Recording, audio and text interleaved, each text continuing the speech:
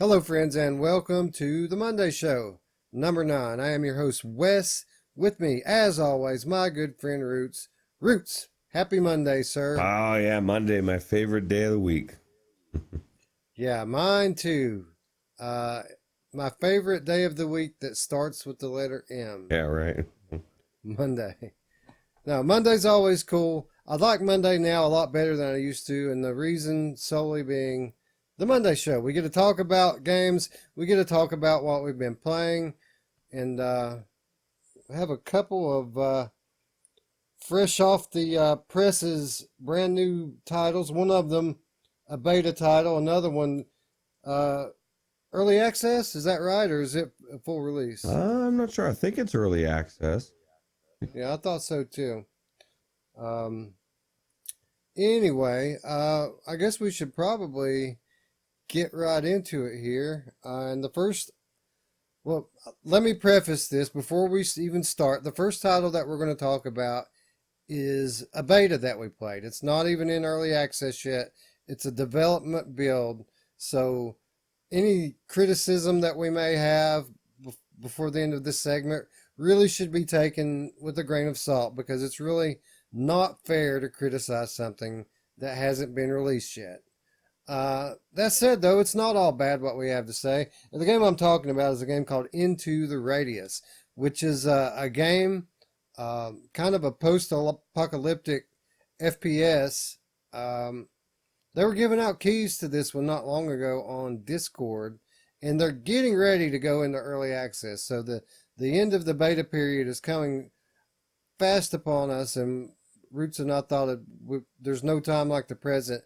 We'd better get in there while we can and check this thing out, because we've heard some decent things about this game, that it was okay after you get used to it.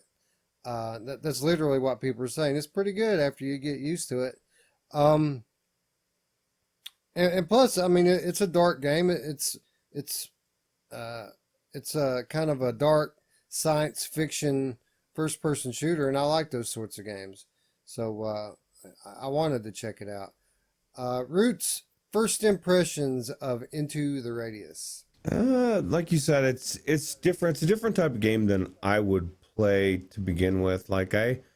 My first impressions were, it's not my type of game, and it's not that it's a bad game. It's just, and I only played through the first mission, played through the tutorial, but it's just something.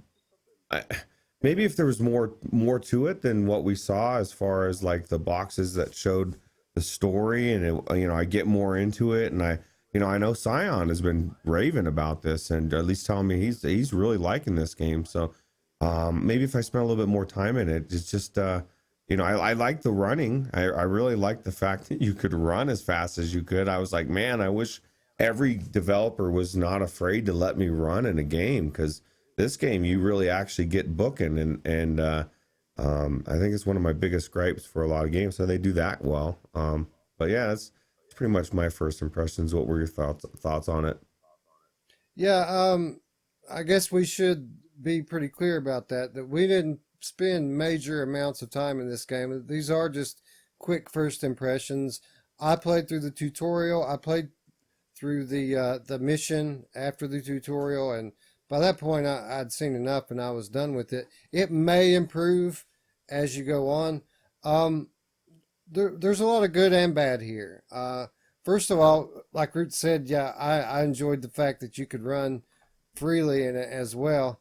The game ran well. There were absolutely zero performance issues on my end. It was nice and smooth from start to finish. I never felt any discomfort, even though they are liberal with the comfort options. They let you pretty much go freely in it. The concept for a game I thought was a good concept. You're kind of in this post-apocalyptic world. There's this sphere in the sky. I guess that's what they call the radius, and apparently some kind of I don't know if you'd call it radiation or something has come off of this thing, and it has wiped out the population, seemingly. Now here's why I say seemingly, and this is the one of the first things that I really didn't like about this game, is they weren't really clear about what's happening here. Unless I just missed it, you just kind of start playing, and you kind of have to use context clues to figure out what happened. Roots, did I miss some kind of story explanation here? No, and that's and it could be, that's part of the beta that they haven't released or whatever, but that's definitely something that I would recommend that they work on, as far as just make the story very clear for dumbers like us. But I had no idea what was going on, but I was just trying to go in there and check it out and see, the gameplay, and most overall it was pretty good.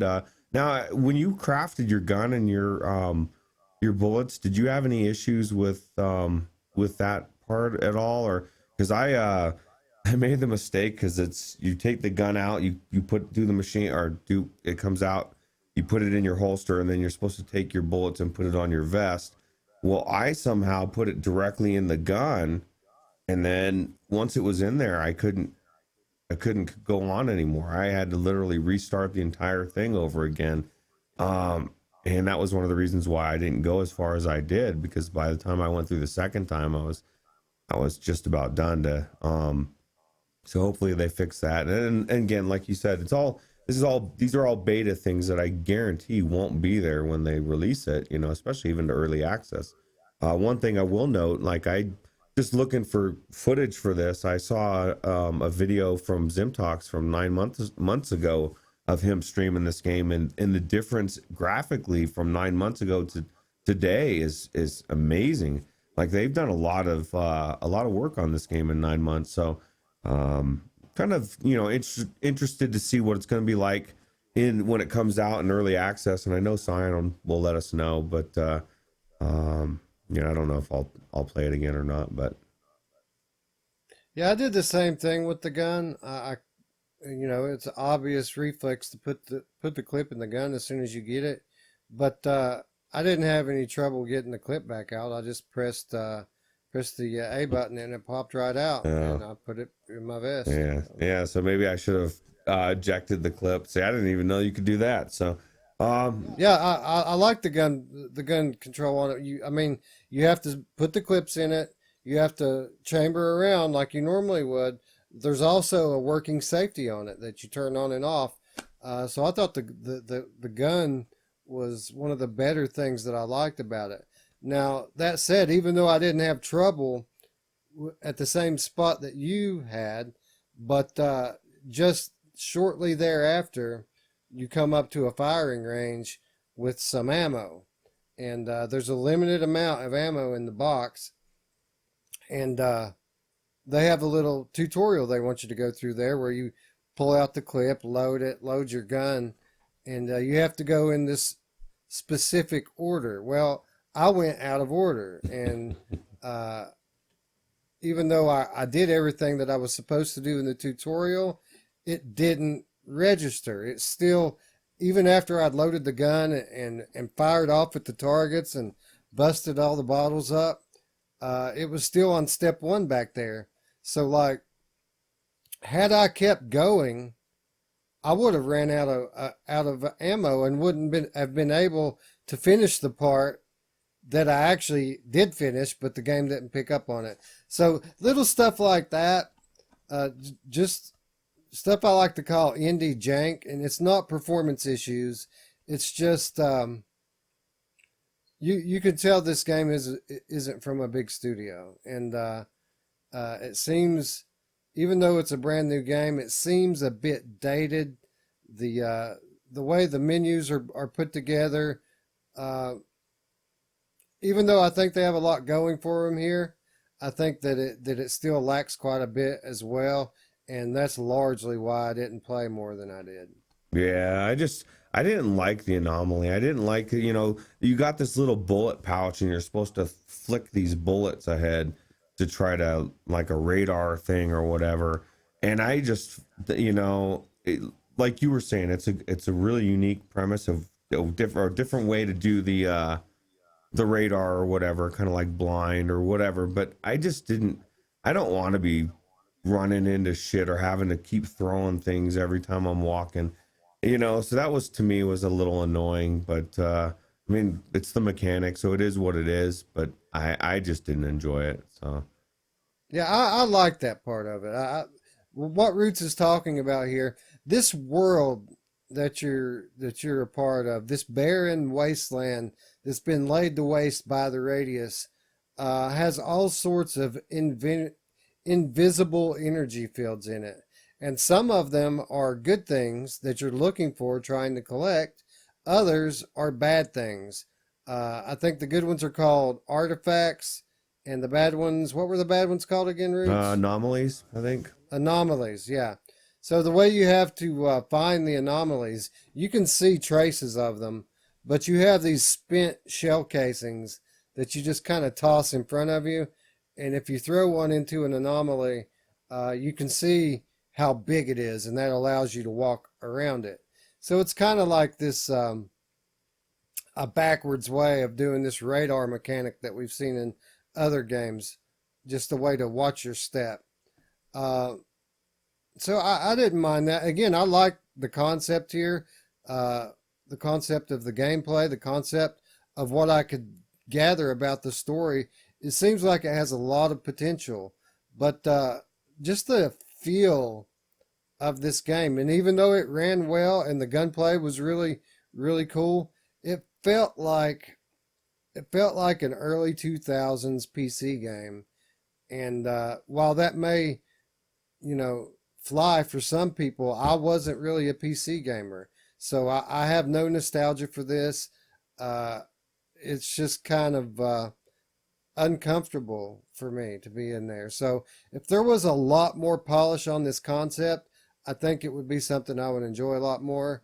But while I can see why other people might like it, it just wasn't for me. Yeah, I'm kind of in the same boat. Like I said, was done well, but just not something that I um, would enjoy. I think I don't know. So Yeah. Okay. So we're going to go ahead and move on here because again, this is a beta title. I don't like saying negative things about things that about games that haven't released yet. Uh, Although my issues with this game, I'm pretty sure, are going to persist even after it releases. Again, a good concept, good performance. I didn't really like the look and feel of the game, to be quite honest, and and that was enough to have me move on. And I'm just going to leave it at that. All right. So the next game we experienced here, the polar opposite in mhm. terms of experience. Now, this game, while the concept isn't my favorite, the execution was flawless, or nearly flawless. I won't say flawless. It was very good execution. I'm talking about Hellsplit Arena. And what I mean here is, wave based stuff, not my cup of tea normally, not what I like. I would normally prefer the type of game we just talked about, a science fiction, dark first person shooter game. That's my sort of thing. But again, it's all about the execution, and this impressed me from the moment I got in it. Roots, what about you? Yeah, I was surprised right off the bat when I grabbed my shield and my sword and clanked them together, and they actually hit. And then I was hitting the walls, and the collision on this is really good. I saw some comments in this and on Steam, and they were saying, well, and if they gave him like a low star, and it was like something about blade and sorcery, and it was just like, this isn't as good as mechanics of blade and sorcery or whatever. And while blade and sorcery, the stabbing and whatever is a little bit better, I this felt so much better to me than blade and sorcery. Like, it was just it was such a good feeling. It was so polished. It looked so good. And the way that these guys came at you, it was very convincing. How about was it not? Yeah, I think comparing this to Blade and Sorcery is kind of like comparing apples to pears, if that makes any sense. It's roughly the same kind of game, but where Blade and Sorcery goes more for a simulation type of gameplay. This is more of an arcade style, wave based melee game. And I think that, and me having not played Blade and Sorcery, I am quite familiar with what it is and how it looks and plays. I've spent a lot of time watching other people play it. Um, I really enjoyed it. I thought it was probably a little easier than I would have liked. It took a little bit longer for the difficulty to ramp up, but it did become challenging after a while. I liken this game more to Gorn than Blade and Sorcery. This is like the. I think the best way I can describe this game. This is what I wanted Gorn to be, right? It's kind of that happy medium between Gorn and Blade and Sorcery. It plays a lot like Gorn, and I had a lot more fun in this than I had playing Gorn, to be quite honest. Yeah, it makes sense because you said Gorn, like initially you didn't want to go in it because it was a little too cartoony. It wasn't quite the gameplay that wasn't turning you off. It was just that, and then this is. I can't say enough about how amazing the cemetery looks. You know, like I'm looking around and I'm looking at the trees and everything else, and I literally was thinking, man, this could be like the Haunted Mansion or something from Disneyland, or like it just is it was it's so good, the atmosphere in this, and these guys are really creepy, and it's satisfying to smash their skulls in. And then they've got these cool things that pop up as you go along later on in different chapters, or not chapters, but sub chapters, and mechanics. Like it'll start spinning a blade, and these guys walk into it, and I don't know. It's just really cool. Yeah, structured like a wave based arcade game. Basically, you fight around, you earn rewards, you spend those rewards on weapon and armor upgrades, and then you're on to the next round. The rounds are organized into larger levels, and you beat one level to unlock the next. A linear progression through this game, all tied together loosely with a, a, a little bit of a story. Not too much, but enough to give it some meaning, some sense to what you're doing. Just like an arcade game. It's like one of these something you'd go and pump quarters into. You know what I mean? If it were on a flat screen, um, just fun. Very very high production values on this. Hard to believe that this is from an indie dev. It looks like a proper, major developer here, but it's not. So I was impressed all around. Again, a little easy to start with, but as you go along, it gets a little bit more difficult, and it's just fun. Yeah, I'd be interested to know like chapter 2, 3. How crazy it gets. Because I just played through the first chapter, and I really enjoyed it. But I will warn people because I was telling you, or I was asking you really, if you had your weapons disappear on you, and you said, no, man, I had my axe the whole time. You can lose your weapons. I'm proof of it. Don't just willy-nilly drop it to the side, because the really cool sword that you were slicing people's heads off, the next round when you start and you got that shitty ass club and you're like, what happened? Well, apparently you dropped it, Ruuts. So yeah, it's something that I think is kind of cool, actually, because I really like giving you a reason to go back in, and there's several different weapons, and even after I went back in with more money, there was more weapons that seemed to have popped up. So Yeah, you can see these. Like if you go into the training mode at the beginning, you can see more weapons in there than is available to you at the beginning of the campaign. So that was my first move, was to go into the training, but the training was just it was a little too slow.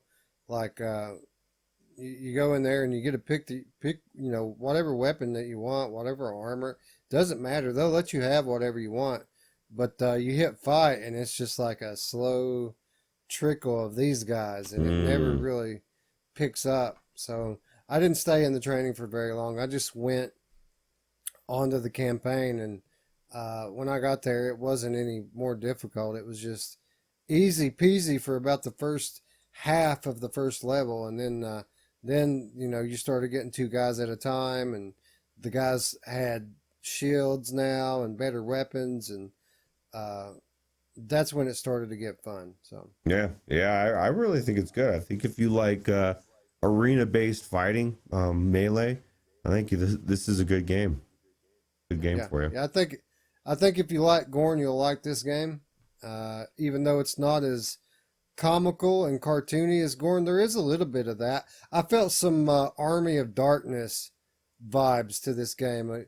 If anybody's seen Army of Darkness, you know what I'm talking about. This looks like the set from Army of Darkness, and I'm telling you, I crushed a guy's head in this game, and the narrator guy said groovy, and I said, "Yeah, I knew it. This guy's been watching Army of Darkness." Yeah, it's kind of cool to see developers and what inspiration they've taken from stuff. Because if it's made an impression on you, then it's made an impression on other people as well. Yeah, well, that it was just cool because, that was the first thing I thought of when I got in this game. Was wow, this looks like Army of Darkness. And then when he said that groovy, I was like, yeah, it's not just me. That's legit inspiration here. Is on Army of Darkness. So, again, not as comical as Gorn is, but a lot more beautiful and just as fun to play, in my opinion. Yeah, I agree. Now, what really strikes me about this game and others is this beautiful, standard of VR game, visually, sound wise, is becoming more and more common from indie developers.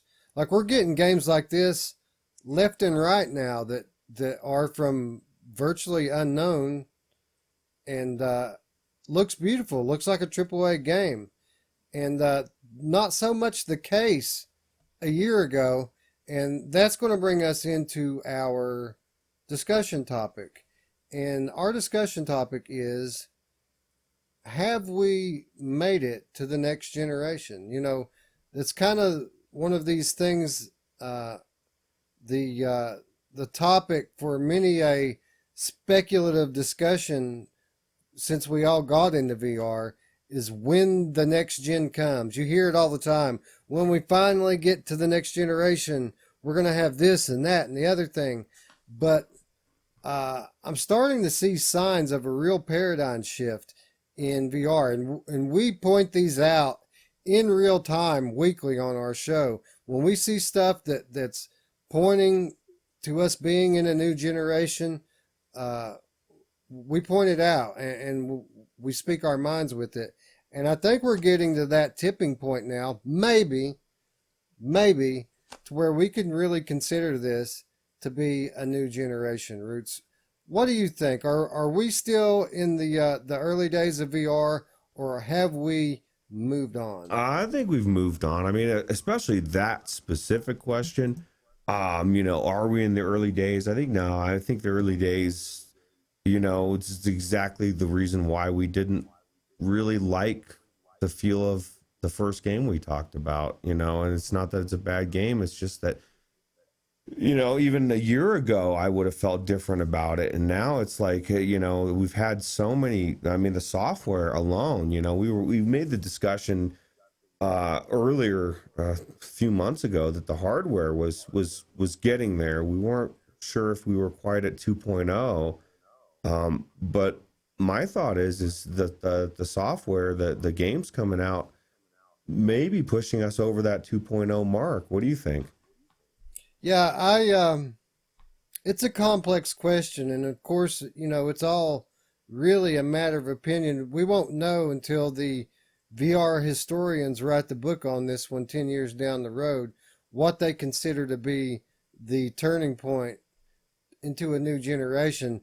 I tend to lean toward the release of the Oculus Quest as being the turning point that brought us to where we are today, and I do believe it's a new generation. But why don't people accept that? Well, let's think about that for a moment. Uh, I think people put a little too much stock into what guys like Michael Abrash and their predictions for the future of VR have been. So when these guys paint this picture of this next gen technology that's light as a feather, and you can wear it like glasses, and it has perfect, one to one AR, pass through, and perfect hand tracking with haptic suits, and eye tracking with dynamic foveated rendering. When these guys start talking about stuff like that, I think people tend to start believing that that stuff's a little closer than it actually is. And who could blame people for thinking that? It was just, 6, 7 years ago, we would have thought the technology that we have today was 20, 30 years down the line. But look at us now inside the games. But I think, when guys like Abrash got everyone's expectations up, and then we had these top Oculus executives resign from their post because the company, Facebook, wanted to go in a different direction. I think people just assumed at that point that whatever the next thing Facebook gives us is not truly the best we have. And I think at that point, people got stuck in this 1.5 mentality, myself included. And I think that they're still kind of stuck there, even though we're all being amazed on a daily basis, not only by the awesome games that we're getting right now, but the hardware. The hardware amazes me every day, Ruuts. And it doesn't matter if I'm in a new game or a launch title. The hardware we have now is so far and above what we had 6 months ago that it still wows me on a daily basis. Yeah, just the tracking alone, for the Quest and the Rift S, not needing the sensors, the wireless, the Quest not even having a computer, just everything about it is next level. The Index, man, like people, forget about that. What that is just an amazing piece of technology. So yeah, the hardware is definitely there, and I don't think we really, and I guess we can't really blame us for not really seeing it per se until we started to see a couple of the really amazing titles that are actually using that hardware to showcase what it can do. I know we just talked about it the other day. It was our, the big game of the week, but Asgard's Wrath, this game. I've never played a game that's looked or felt this good, and people can say what they want, but you wouldn't have this experience nearly as good on the last generation of hardware, bringing it together for what I would consider is the 2.0, Yeah. Well, you're right. It's on both fronts. Everything has improved dramatically over the last year. In terms specifically about hardware, let's go back to what you just mentioned specifically, inside out tracking. Let's think back a year ago today. If I were to ask you a year ago, Ruuts, what you thought about switching to inside out tracking, what would you have said? I'd say hell no, and that's exactly what I said. I really didn't want to get the Rift S. For that reason alone, I wanted my sensors. I really felt like it was going to be jank, the Windows mixed reality nightmare. People can say what they want. I keep hearing it. I even saw it in Reddit the other day. Oh, it's not that bad. No, okay. I stand by the fact that anything, whether it's a restaurant, you're telling me you want me to go eat. If you tell me it's not that bad, I'm not going to rush out to go there. You know what I mean? I want good, and I never would. I did not expect it to be as good as the tracking is on the Rift S. It's near flawless, and we were just talking the other day about the jank of all the USB ports, and even that affected the tracking. I don't know. I can't speak for Vive or Index because they don't have as many used up, but there would be those moments where your computer, for some reason, your USB resets itself, and you have a moment of non-perfect tracking, and it would happen sporadically every once in a while, but it was enough to not be perfect, right? I don't have that anymore. I have less tracking problems with my Rift S than I ever did with my CV1. So your point is exactly, everything that I was afraid of. I've told people in Reddit now, I'm like, no, dude, get the Rift S. Don't get CV1. You don't want to go down that USB nightmare. If anything, just because it's a lot of shit to buy. I don't know. Right. So basically, whereas a year ago, we all kind of thought of inside out tracking as insufficient, not good enough. And if someone told us we had to go to that, we would have protested pretty loudly. Today, 100% the opposite. If someone told me today, hey, I want you to go back to external tracking and running cables all over your room, and at all times you have to have at least 4 USB slots open so that you can run this. I'd say no, man, because I've gotten so used in just short period of time. I've gotten so used to the jump in tracking technology that it's just normal to me now. Optics, the displays themselves. A year ago, if you would have told people, we want you to trade in your OLED for an LCD panel, they would have all laughed at your face. And then you say, well, listen, I'll tell you what, since you don't want to go to the LCD panel, we're going to knock 10 more hertz off of it. It's going to be an 80 hertz LCD panel. People would have flipped their crap. But now, when I go back to an OLED, and it's true, the blacks are a little deeper in the OLEDs, it just has this dullness to it, and I'm sure I never noticed it before, but now having all these bright, vivid colors and this crystal clear sharpness, again, a generational leap, not only in the screens, but in the lenses themselves. Remember God rays, Ruuts? Remember when they were everywhere? It wasn't that long ago, but not anymore. These are yesterday's problems, and in my opinion, these are last generation's problems. Yeah, even the clarity, like you said, being able to read the text now is so much easier with these LCD screens versus the OLED, and it's just that extra pixel. It's like you said, it's what we assume is a certain thing isn't quite what it is when it actually happens. And I guess that's just the case for everything in life.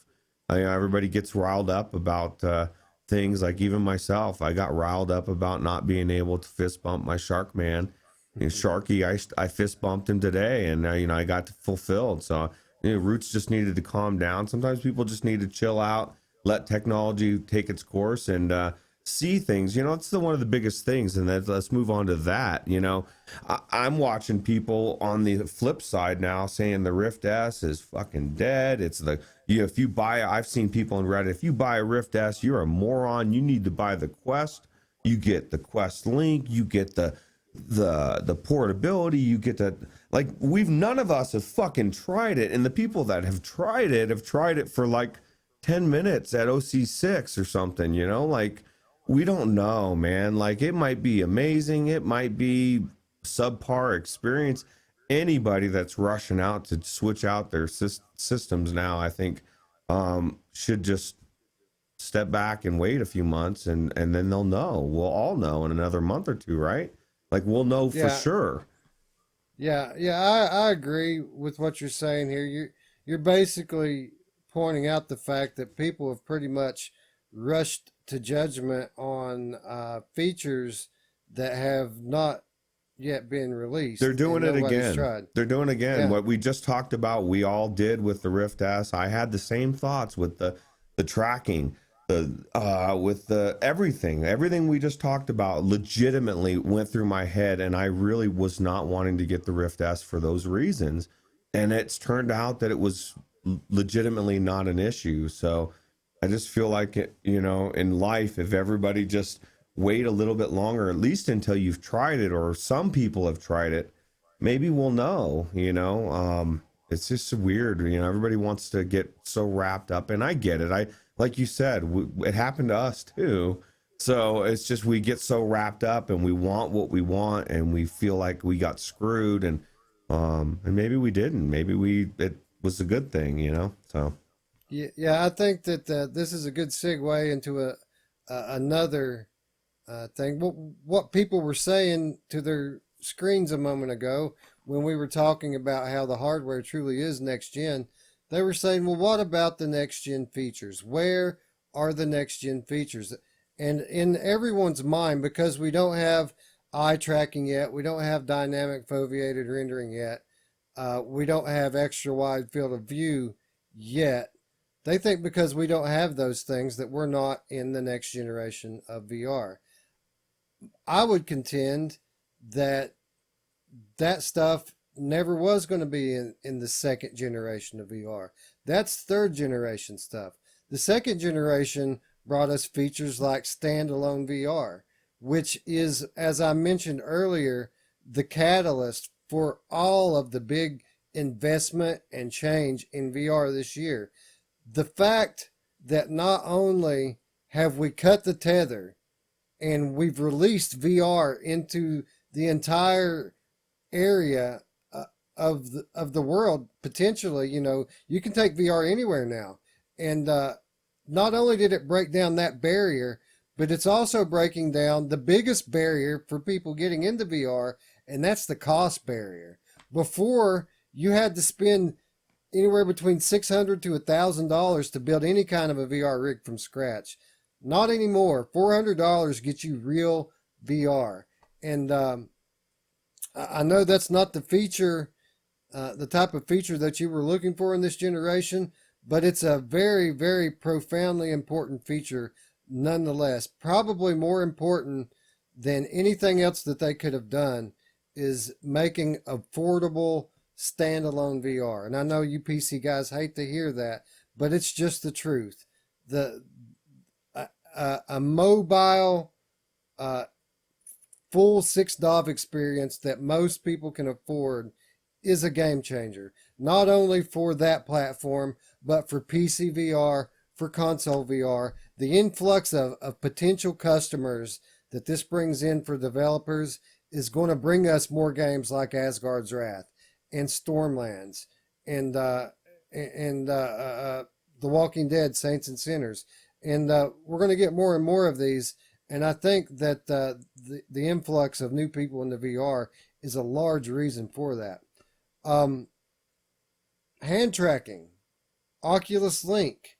These are the second gen features that we're getting. Maybe not the ones you wanted, but these are the ones we've got. And I think that no matter how much I've always underestimated these new things from Oculus and from other groups, they never cease to surprise me. They're always better than I think they're going to be, and I think that that's what Ruuts was alluding to just a moment ago. yeah, I agree, and I think this is the catalyst to everything. If you look at if you could go back or go forward like 10 years and they look back and say, what was the catalyst for VR really launching? And it was the Quest, like you said, being able to not only being untethered, which is great. It's what we all wanted, but you nailed it. Being able to take it anywhere, and the affordability, I can't tell you how many conversations I have with customers where, I just throw it out there. I'll just in a random way, I'll be talking about something different and I'll say, well, let's talk about the real elephant in the room. Where's your Oculus Quest, and then it gets to talking and they don't know what it is. And then I find out that they've always wanted VR. They've convinced themselves they can't get it because they don't have a computer. It's so expensive. Then they find out that there's one that's $400 and you see a light bulb go on in their head. And by the time I'm leaving, they're looking it up, So it's just a game changer. And I think it's the catalyst for all the games, the next gen gaming that are coming out. now that these developers or some of these companies, the bigger ones, are now starting to see it's a viable platform to do, like it's all about the numbers, and we don't know what all the numbers are, but I think they're bigger than what we think for sales. I couldn't get a Quest for 6 months, 9 months. It was sold out everywhere. So, but Yeah, and we haven't even made it to the holiday yet. So I imagine we'll have another stiff period of adoption right there around Christmas, probably something comparable to what we had back in May when this thing was launching. Um, so we've talked about the hardware, where it is now compared to a year ago. Clearly, way above what it was, even 6 months ago. We talked about new features like standalone, like Oculus Link, hybrid, like hand tracking. Let's talk what Ruuts has wanted to talk about since we started this video. Let's talk software. Let's talk about the new game. So, people are kind of getting spoiled now to having these high quality of titles. And I'm not talking about the Asgard's Wraths. Obviously, this is something even newer to us. But I'm talking about your Hellsplit Arenas. I'm talking about your Evasions, I'm at a loss right now for some of the Until You Fall was really amazing. Until You Fall, right? These are just today. These are just games, But let's go back a year. What was expensive for a game a year ago? $20, right? That was the mark. If you're paying $20 for a game, that's a good VR game. You know what I mean? And I always like to think back to this example of Anthony. When I first started watching his channel, he used to talk about Compound a lot because he played that demo for Compound and how much he was looking forward to the full release. And then the full release came out and it was $20. No way, bro. That's too much money. I'm not paying $20 for this game. This game that I've talked about for 6 months that I want. $20 is too much. And I'm not really trying to point out him. This was the attitude back then. $20 was a lot of money for a game. But let's rewind 6 months now.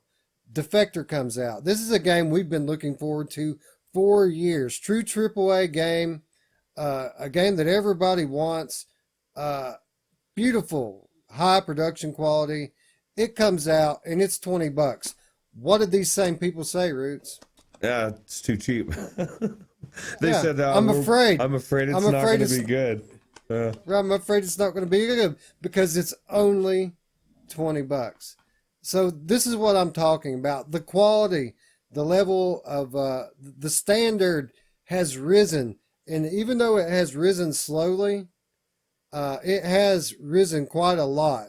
And I think that the reason that people aren't noticing it is because we just, again, like I said, it's come up slowly, incrementally. Things have gotten better. They've gotten better at this thing. They've gotten a little bit better at sound and a little bit better at graphics. And then the overall, just how smooth games play. That's probably the biggest change is just how well games perform. And you don't get that queasy feeling in your stomach and that headache like you used to get. Some of that's being used to it, but a lot of it's on the game developers just putting out better games now. And Asgard's Wrath, I think, is truly this is the signal. This is the sign. This shows us where we are when it comes to the capability of developers with VR games. This comes from Sanzaru, folks. This isn't coming from Rockstar Games. This isn't coming from Insomniacs. This is coming from Sanzaru. And it's the most beautiful, most stunning experience that I've had since I first tried VR. I'm getting those same sorts of feelings playing this game that I got when I first tried VR. That same wow feeling. And you don't get to say that every day, do you, Ruuts? No, usually it's you're chasing the dragon, right? You're trying to find that feeling you felt when you first started.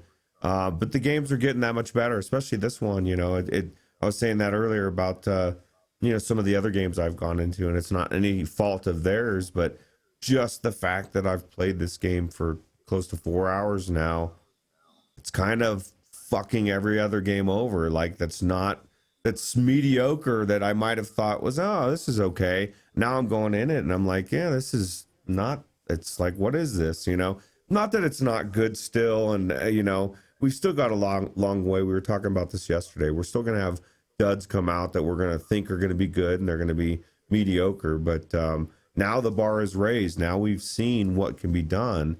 And I'm excited to see the next version of this. This is my prediction. I think the next big WoW game of this nature is going to be Walking Dead, Saints and Sinners. I think Stormland's going to come out. We're going to all love it. But I don't think it's going to be a WoW like this. But I think Saints and Sinners, again, is on a different level. Kind of like this type of adventure game is that type of, survival storyline, zombie. There's just everything about it. The more I watch about it, the more I should have this. Yeah, man. I think what we're seeing here is really the start. This is the start of what we've seen from hardware over the last 6 months. We're starting to see this same kind of evolution in our games, and playing the same game that we played with the hardware a moment ago. Let's think back a year. It was pretty much the norm to have these half janky tech demos that were short, and if we got a good 3-4 hour campaign that was fun, we were content. But I think the standard is changing there as well, and I think that games like Asgard's Wrath, like Stormlands, like The Walking Dead, Saints and Sinners, and don't forget Medal of Honor game that's coming out next year, and Iron Man, and we could keep going on, and these are just the ones that we know about. But I totally agree with you when it comes to this game here. The depth of gameplay in this game is something that is similar to what the AAA flat titles of today have. And I can totally see the comparison you're drawing between this game and Asgard's Wrath, because Asgard's Wrath the same way. Yeah, and it's an open world, and so it's the zombie game we've all been waiting for in VR. And we've got, like you said, we've been satisfied with the Arizona Sunshines, because it's what we had. It was the best thing you had. Then Contagion came out, but neither of them had crafting like this. Neither of them had a storyline that shifted with your decisions. Like this game, it's just next level on so many levels as far as this type of genre goes. So I just think it's going to be one of those games that again blows up everything. I've been telling people that don't do VR that there's a Walking Dead game and showing them this trailer, or not the trailer, but the gameplay, and it's blowing them away. They didn't know that VR was at this point. You know what I mean? So I think this may even draw some people to look into VR, maybe pick up a headset, or even maybe get a Quest, and hoping to get into PC VR to play this eventually. So. Yeah, I think what you're saying there is pretty much Facebook's vision. That they've brought down the barrier of the tether.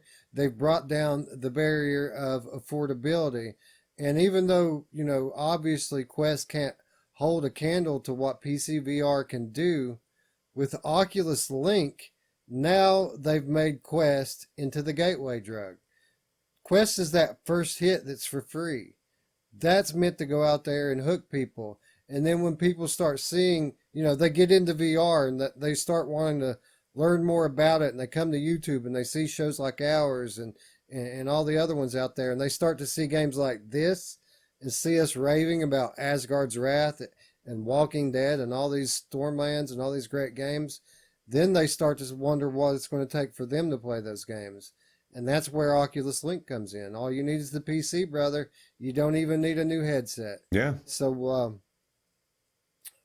yeah. And what you were saying there about Arizona Sunshine really points out to me, it was never, we're sitting here debating whether or not we're in VR 2.0 or not.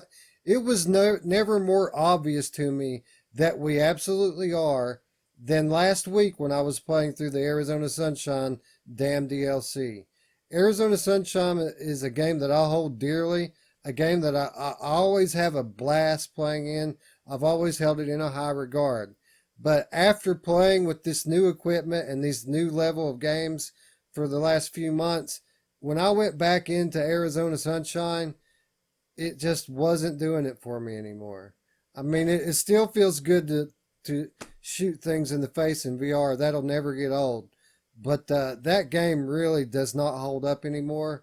And I think for those of you who are questioning whether or not we truly are in the next gen, if you've been playing with a Rift S or an Index or a Cosmos or any of these new headsets, go back and try to play Arizona Sunshine and tell me what you feel then.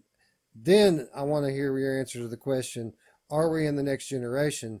Because I think that you're going to come to the same conclusion that I have, and that it's here, that the change is happening now.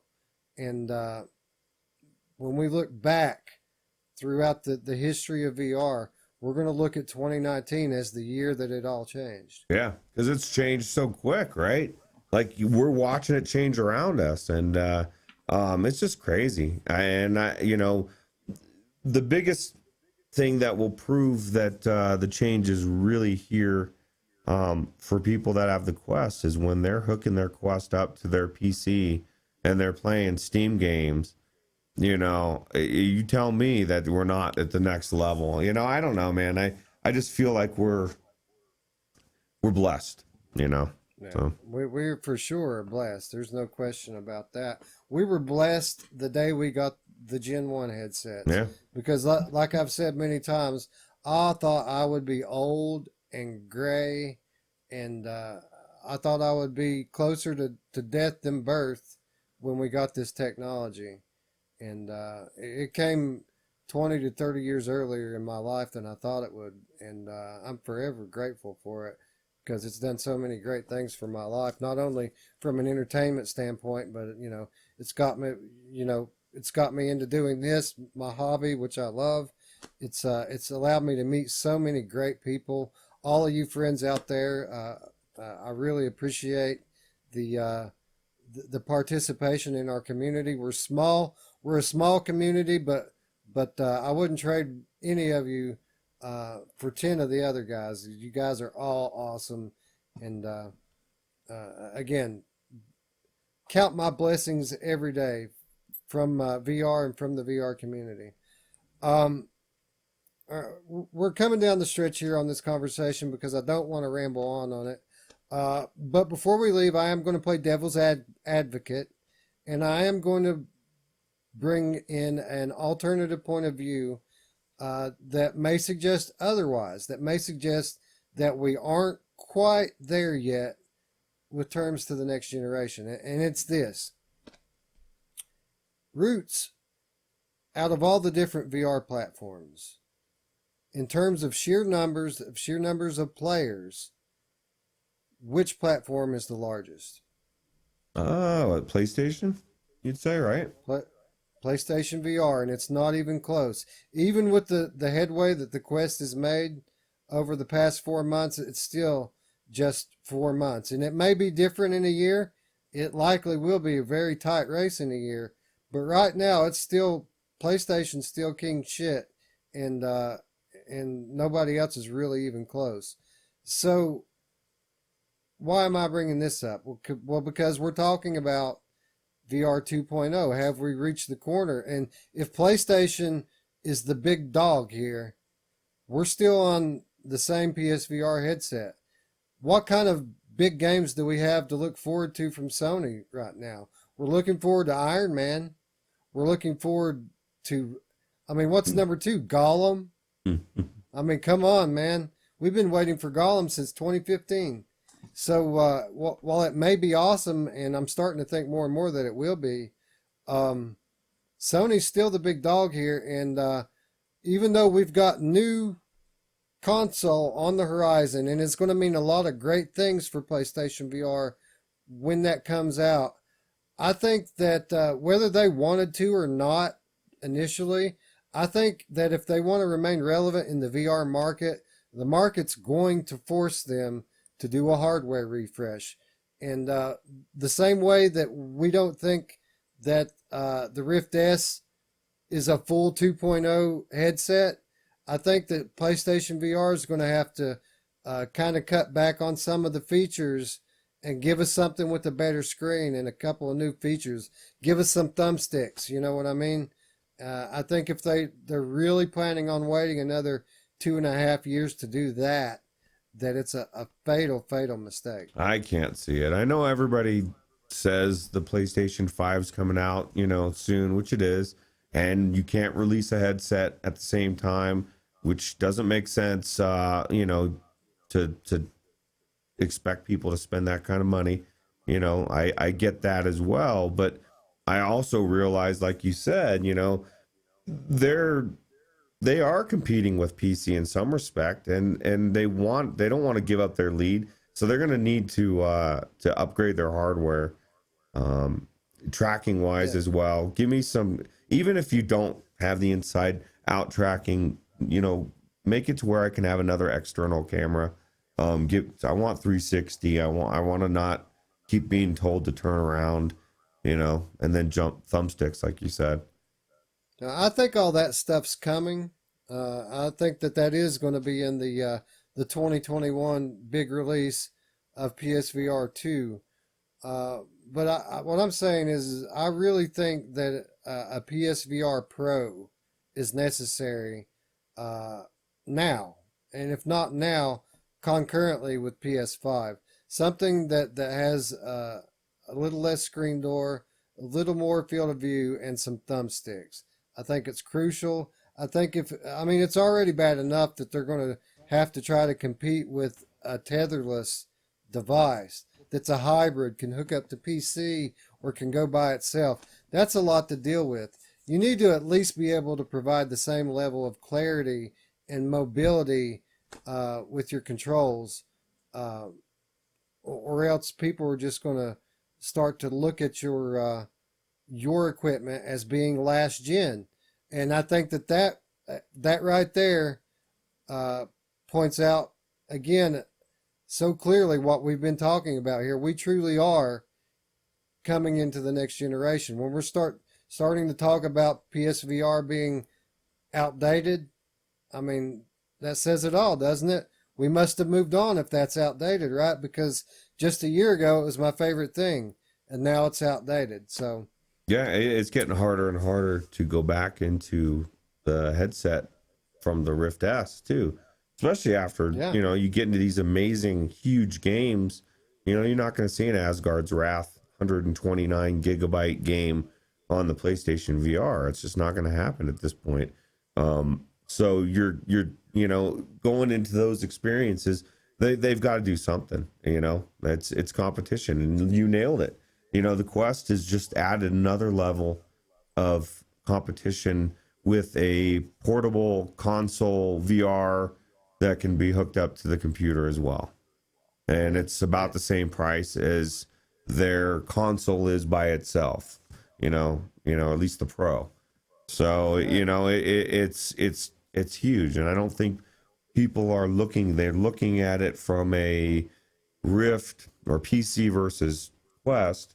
They should be looking at it as it's really PlayStation versus everything else, PlayStation will answer. They have to.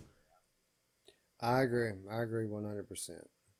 All right, so I think we're going to wrap it up there. This is something that Ruuts and I can go on all night.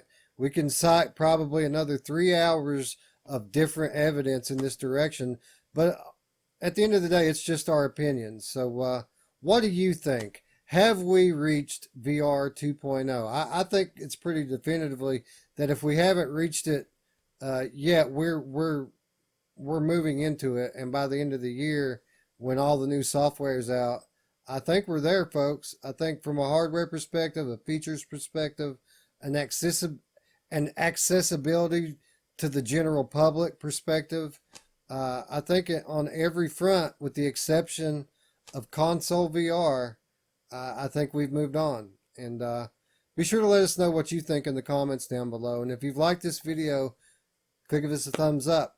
And if you're new to the channel, subscribe. And don't forget that notification bell to stay up to date with all of our nearly daily content here on the Virtual Strangers channel. Now, that said, I really want to thank you folks for watching. And for Ruuts, I'm Wes. We'll see you tomorrow, friends. Bye-bye. Take it easy.